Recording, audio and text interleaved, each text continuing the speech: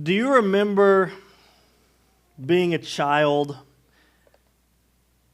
and the moment you realized, now that our kids are gone, the moment you realized that you can lie, that you don't have to tell the truth?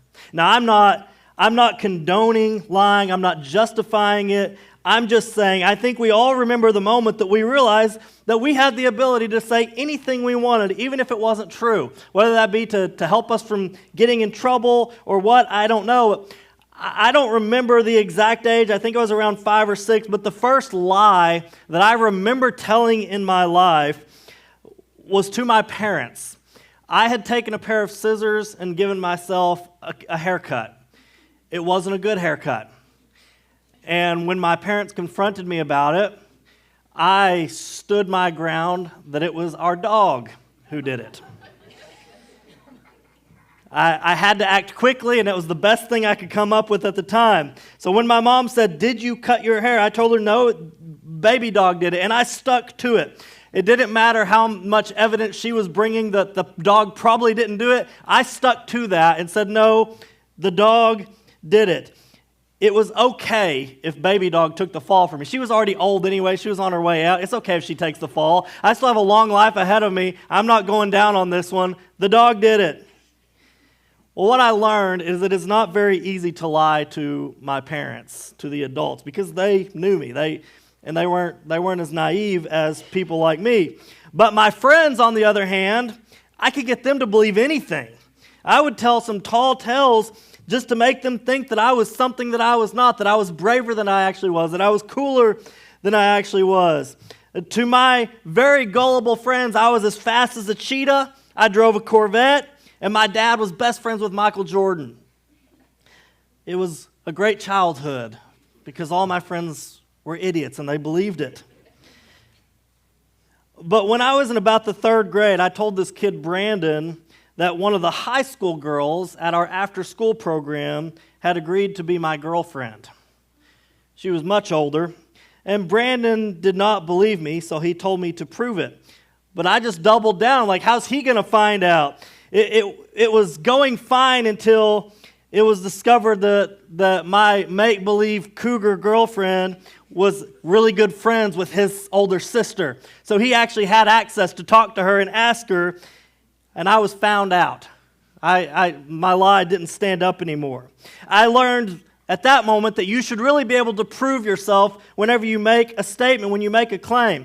Well, today, as we continue our series in 1 John, the Apostle John is saying that we should have proof to complement the claims that we make. So let's walk through this text together and see what proof John says should accompany our claim to know God. 1 John 2:3 says, "And by this we know that we have come to know him, if we keep his commandments." Now, there's a word that you're going to be seeing over and over today, and it's that word know. We're going to see it several times. In verses 3 through 5, the Greek word is ginosko. This might have your wheels turning if you were here last week, because what we learned last week is that many scholars believe that this group of people who were secessionists, that they had left the church that John started, they had left and they were beginning to tell people some different things. They were trying to sway the people that were still in John's church away. This group that left, many scholars believe, were early adopters and early practitioners of Gnosticism. Some have gone so far as to suggest that this group is where Gnosticism began, that they were the founders. Well, the word ginosko, spelt in its English transliteration, is Ginosko. The word Gnosticism is Gnosticism. And this is one of the paths to our English word knowledge. The Gnostics claimed that their knowledge was superior. They claimed that by letting their thoughts control what they do, by letting their thoughts dictate their actions, that they were living into their own divinity. That in fact their knowledge and their thoughts was a version of God that ought to be worshipped. If they don't do what their thoughts tell them, they are denying the highest power, their knowledge, and therefore they are out of the will of God. And so I can't help but think that John's use of the word ginosko is very intentional as he begins to offer some rebuttal to the claims that they've made. The other thing that I want to point out is that the word ginosko is a different translation than the word that comes to be know in verse 11 that we're going to read here in just a little bit. In verse 11, it's translated from the Greek word eutha. And I only point this out because it showcases the difference in what John was talking about. Ginosko is this indication that you deeply know somebody. Like there's sort of a level of intimacy with knowing somebody on this personal level, while eutha is more just informational. I know President Trump based off of what I see on the news. And that's it. I know my wife, Bree, deeply and intimately because we live together, because we have conversations with one another every single day, because we have spent time building a relationship and getting to know one another. So what does John mean in verse 3? He says proof that knowing God intimately, like that you have a relationship with Him, is not found in just the information that you might know. The proof is found in the way that a person obeys the commands of Jesus. And John says if you want to be sure that you know Him on a personal, relational level, here is the test. Are you keeping His commands? And now I want you to recognize that John is in no way saying that you earn your right standing with God based off of your obedience to Christ. He's saying that when a person truly follows Jesus, they will produce the fruit of obedience. They will joyfully do what Jesus says to do. And it's important to point out again, just like we did last week, that John is talking about an ongoing action here. What characterizes a person's life? Are they in the habit of keeping His commandments? If so, John says that they can be sure that they know Him intimately. A person whose lifestyle is characterized by commandment keeping does not need to worry if they mess up and make a mistake. John's message is not to scare his readers into thinking that they have fallen out of God's grace because of a mistake that they made. His message is that if your lifestyle points to habitual commandment keeping, you know Him. You ginosko Him, and you are saved. And then starting in verse 4, he begins to flesh this out a little bit. And he's going to give us three statements that all begin with the same Greek word, oleio. Sorry. I don't normally like saying a lot of Greek words, but it's really important to the text today. Well, just like last week, these should be read in proper context. These are claims that are made by the secessionists, and John is responding with, well, show me the proof. In the ESV, which is the translation that I read from and that I preach from, most of the time this is translated, whoever says. And all three of them are translated, whoever says. In some translations, it may say it differently. In the NIV, all three of them are worded differently in the English. But the Greek of verse 4, verse 6, and verse 9 are all the same phrase. So verse 4 says, whoever says, that phrase, I know Him, but does not keep His commandments, is a liar, and the truth is not in him. The claim from the secessionists that John points out here in verse 5 is that a person can intimately know God while not keeping the commandments of God. They can intimately know God because they are doing their own divine thing, because they're doing what their knowledge, what their thoughts tell them to do, and they are in right standing. But not keeping the commands that God has laid out in His Word, that Jesus said while He was on earth, that He passed down through John to these disciples. And so John moves on and he says, well, how can we be sure in verse 3 to this makes you a liar in verse 4? He's saying to his readers, everything the secessionists are telling you is a lie. And it's a lie of eternal significance. This is a lie that really, really matters. Now, we don't have to spend any more time than we already have on knowing and keeping His commandments. But in verse 5, there's a phrase that we should look at. It says, but whoever keeps His word, in him truly the love of God is perfected. It's perfected. Will you put that verse up there? Once again, John is pointing to the proof. Whoever does keep his word, in that person, the love of God is perfected. The word perfected in Greek is tetelestai. And this may be a Greek word that you are familiar with from another usage in the New Testament. In John 19:30, this is when Jesus had received the sour wine, he said, tetelestai. And he bowed his head and gave up his spirit.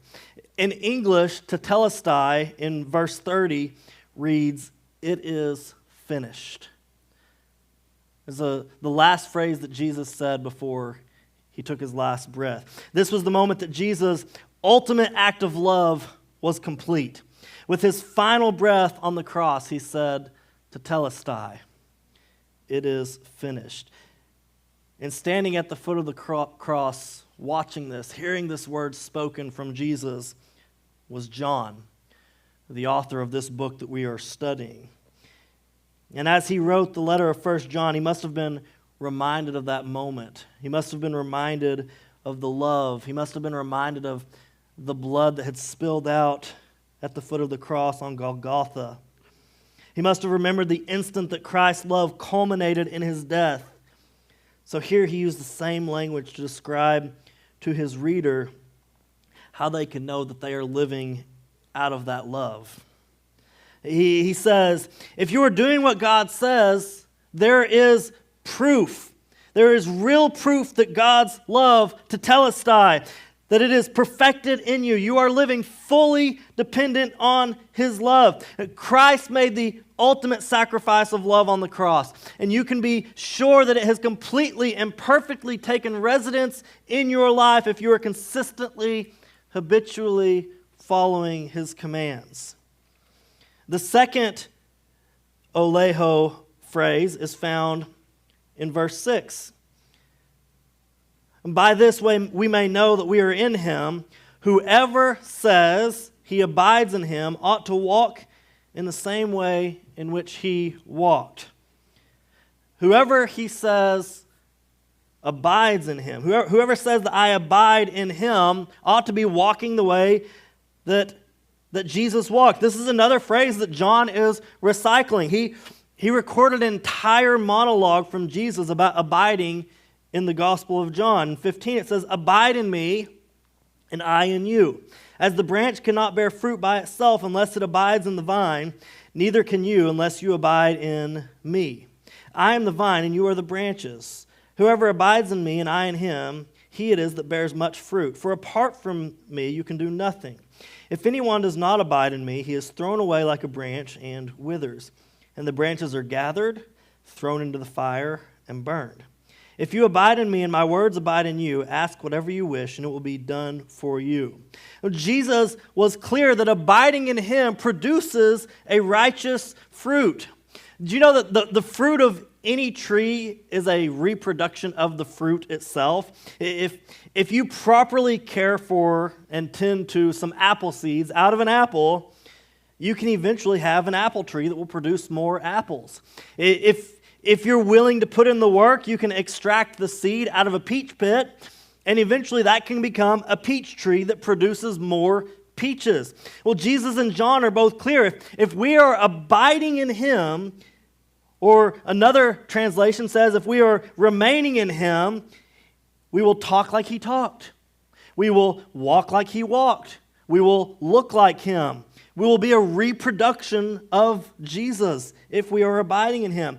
You may be recognizing that John's point seems to be narrowing down and coming more into focus. First, it was obeying the commands of Christ. Then it narrowed down to being like Jesus. Well, in a moment, it's going to narrow down and further down and focus even more closely on one central act, but not before one of the most confusing verses in John's letter. Look at verse 7 with me. It says, Beloved, I am writing you no new commandment, but an old commandment that you had from the beginning. The old commandment is the word that you have heard.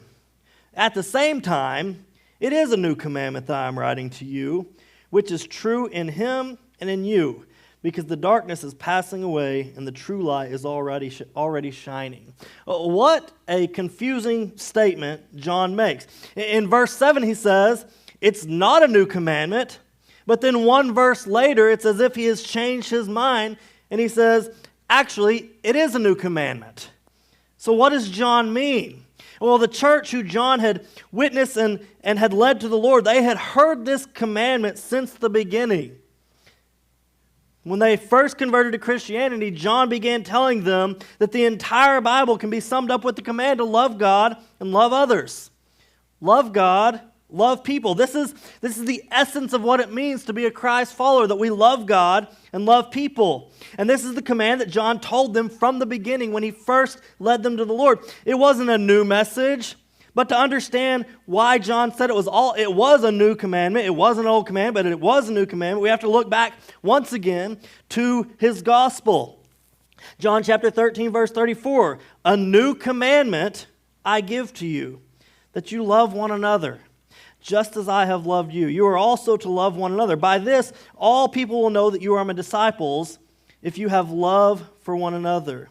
And so we see that John, who is really just re-saying what Jesus said, he's narrowed down what is the surefire proof that someone knows God. It is about loving others. And he says, it's true of Jesus. It's true in him. He loved others sacrificially. He gave up everything he had. And it's also true in you. That's how I am assured that you intimately know God, because you love others, and your love for others is causing the darkness to fade away. And isn't that an incredible reality? When we're choosing to love others like Christ, it causes the light to shine brighter and the darkness to fade faster.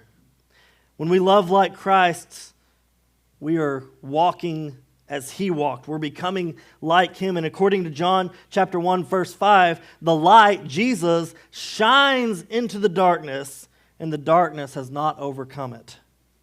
Church, your love for one another and your love for others can have a profound impact. The secessionists claimed that they could hate their brother and still be in the light with God. But let's see what John said to that. In verse 9 it says, whoever says, there's that phrase for the third time, whoever says he is in the light and hates his brother is still in the darkness. Whoever loves his brother abides in the light, and I in him. There is no cause for stumbling, but whoever hates his brother is in the darkness and walks in darkness and does not know where he's going, because the darkness has blinded him. The greatest commandment was to love the Lord your God with all your heart, soul, and mind. And the next greatest, Jesus said, was to love your neighbor as yourself. Love God, love others. Love God, love others. The secessionists did not believe that loving their brother mattered. It isn't clear who the secessionists hated. Maybe it was all Christ followers. Maybe it was just those from the church that they had left. Maybe it was only John. We don't know. Whatever the church breakup looked like, it led to a lot of animosity and hatred from the secessionists. And that word hate is really strong. Hatred is more than dislike. It is possible to love someone, but to not really like them. And I don't need like your holier than thou attitude right now. Just be honest with yourself and with everybody. You know what I'm talking about. There are some people who just rub you the wrong way, and although you don't like them very much, you do love them. You are able to love them because Christ helps you to love them. You wouldn't wish poor fortune on them. It is possible to love someone even if you dislike them greatly. But it is impossible to love someone that you hate. You can't do it. And according to the strong words of John here, if you have hatred in your heart, that is indicative of a much deeper issue than just the hate that you have. He says, if you love others, that's good. It means you are walking in the light with Jesus, like Jesus. But if you hate others, you're not in the light. You're in the darkness. and Jesus is not with you. And that darkness compounds itself. Being in the darkness, John says, that is bad. But then you have to try and navigate as desperately as you want to navigate through the darkness. You can't do it. You're without the aid of light. You just can't do it. You just have to keep walking in the darkness, and it causes you to be blinded to the point that you don't know what you're doing, where you're going, or who you are. And the sad thing is it's just this cycle that just keeps on going. Paul wrote in Romans chapter 1 about people who they knew who God was. They knew what he was capable of, but they did not honor him as such. They chose rather than to keep going after the Lord, they went after their sin. And the farther away they went, the farther they were from God. And they just kept going closer and closer to the sin and farther away from God. And it uses the phrase that he gave them over. Eventually, they did not know what to do. They did not know who they were. They did not even know where they were going because sin and darkness disrupted their lives so much. You know, all throughout 1 John, there's this ongoing theme of contrast. Light and darkness. Love, hatred, truth, and lies. And according to John, these two things are at odds with one another. They cannot coexist in the same person. A person cannot both reside in the light and in the darkness. A person's life cannot be characterized as both a lover and a hater. A person cannot be both telling the truth about who they are and lying about who they are. These things don't exist in the same person. But so many people in our world try to live with one foot in both camps. They try to live with a foot over here, and they try to live with a foot over here. And we'll say we live in the light, but we constantly practice darkness. We'll say that God's love is perfected in us while we have hatred in our hearts. We'll say that we'll tell the lie that we intimately know God, while the truth actually reveals that we don't keep his commandments. And we only know who he is, like the group mentioned in Romans 1. I need you to listen to me very closely. There is no such thing as a 50% Christ follower. It doesn't exist. You're either all in or you're all out. You cannot have one foot in and one foot out. You are either 100% his child or 100% an orphan. And John, in his letter, he gave us a litmus to help us know what our standing is. And so today I want you to ask yourself some hard questions.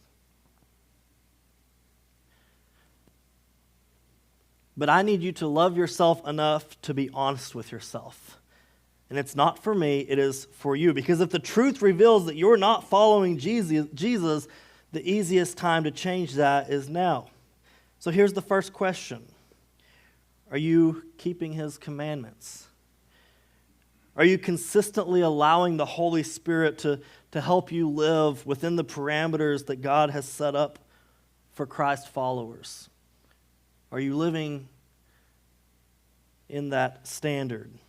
And let me say it again, you're going to mess up.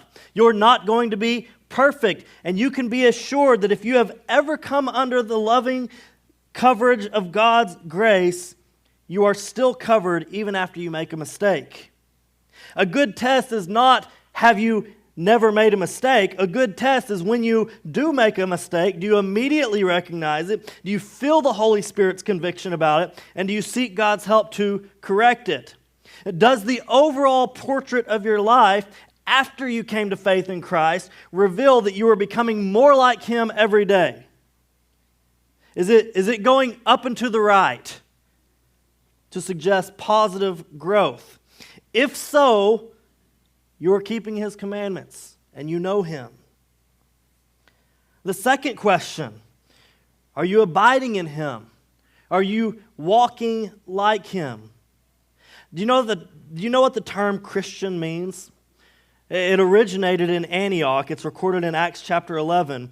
And in the midst of early church persecution where the followers of Jesus were being beaten, they were being imprisoned, they were being thrown out of cities, and even in some situations were being killed for their loyalty to Christ, a name was given to them, Christian. To the early disciples of Christ, they held this highly. But to the opposers of Christ, this was not a compliment.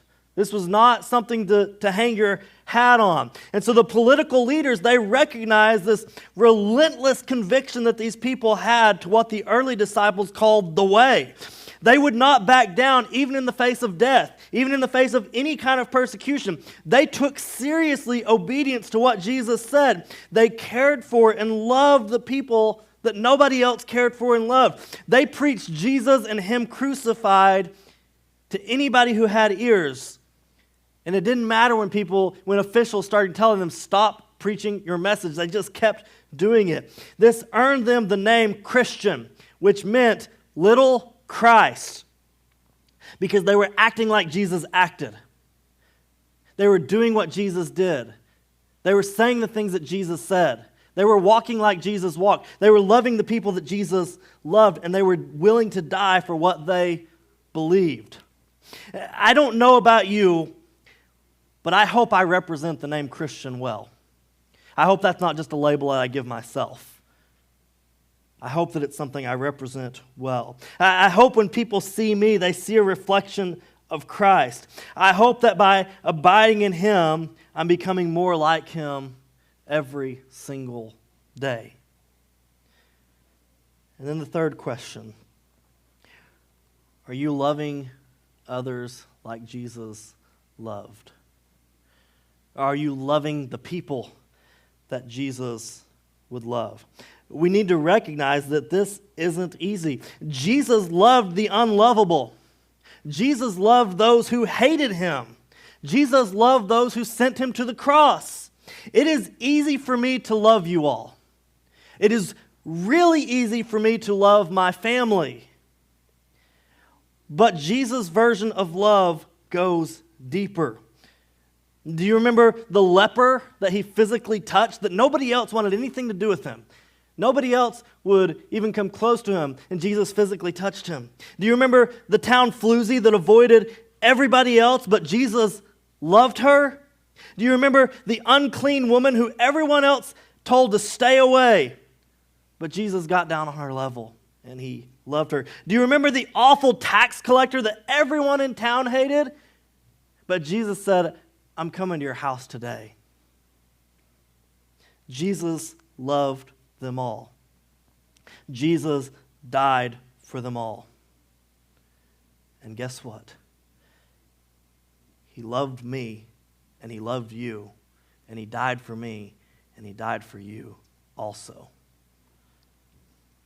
You may be really good at loving those who love you back, but that's easy. How are you doing with everyone else? I hope that you can answer a resounding yes to all of these questions. I hope that today you are more assured of your standing with the Lord than you were when you came in. I also hope that you know, if the answer is not yet, I'm not killing it there, it is not too late for you. You can still turn your life over to Him. You can still become one of His followers. You can still have assurance in your heart that you know Him, that you gnosko Him. Romans chapter 10, verse 9 says, if you confess with your mouth that Jesus is Lord and believe in your heart that God raised Him from the dead, you will be saved. Let's pray.